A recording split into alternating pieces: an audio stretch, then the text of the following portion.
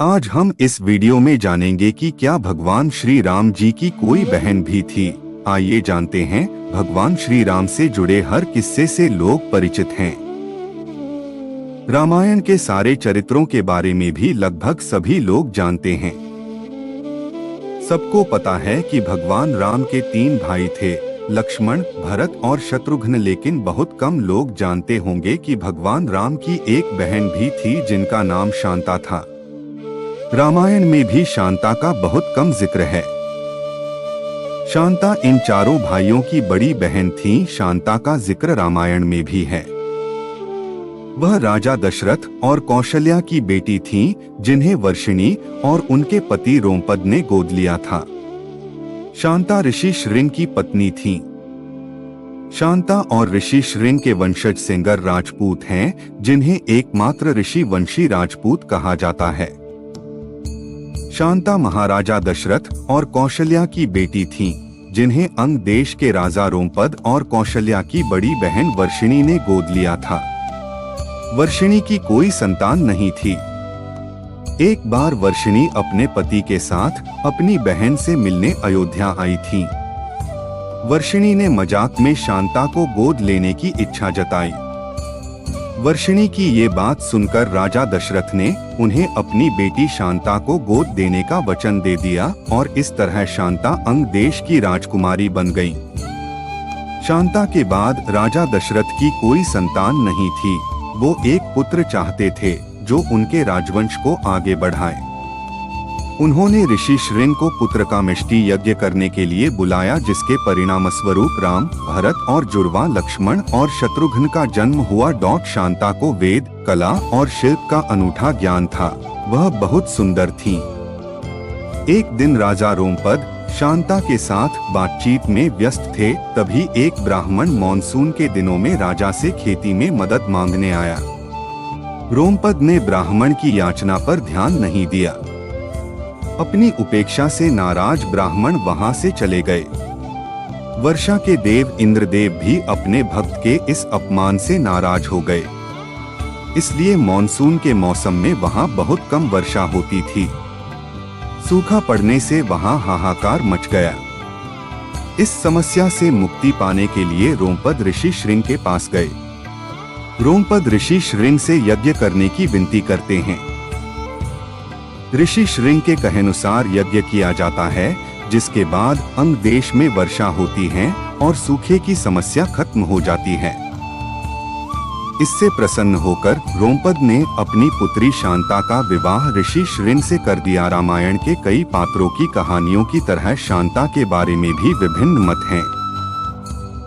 सत्य साईं बाबा ने 19 मई 2002 को दिए अपने एक प्रवचन में भगवान राम की बहन का जिक्र किया था। प्रवचन के अनुसार राम को जन्म देने से पहले कौशल्या की एक बेटी थी, जिसका नाम शांता था। चूंकि वह एक लड़की थी और सिंहासन पर नहीं बैठ सकती थी, इसलिए उन्होंने शांता को एक ऋषि को गोद दे दिया। ऋषि ने उन्हें पाल पोसकर बड़ा किया और ऋषि श्रृंग के साथ उनका विवाह किया। दशरथ ने अपने मंत्री सुमंत की सलाह पर कुलीन ऋषियों को पुत्र कामिष्टि यज्ञ यज्ञोपवीत संस्कार में शामिल होने के लिए आमंत्रित किया।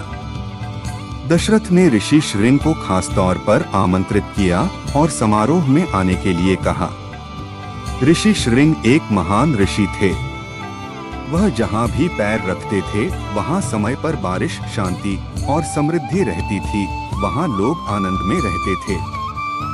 सुमंत ने ऋषि श्रृंग के पास जाकर उन्हें यह यज्ञ कराने को कहा। यज्ञ में आने का निमंत्रण मिलने पर ऋषि श्रृंग ने कहा, मैं अकेला नहीं आ सकता। मैं यज्ञ कराने के लिए सहमत हूँ, लेकिन मेरी पत्नी शांता भी मेरे साथ आएगी। वह भी ऋत्विक के रूप में कार्य करेगी। सुमंत इस शर्त को मानने के लिए सहमत हो गए। शांता और ऋषि श्रृंग अयोध्या पहुँचे। शांता ने दशरथ और कौशल्या के चरण स्पर्श किए। शांता को देखकर राजा दशरथ हैरान थे, क्योंकि वह किसी ऋषि की तरह दिखती थी। शांता ने जहां भी पैर रखा, वहां से सूखा गायब हो गया। दशरथ और कौशल्या सोच में पड़ गए कि आखिर यह कौन है। तब शांता ने स्वयं अपनी पहचान प्रकट की। उन्होंने कहा, मैं आपकी पुत्री शांता हूँ।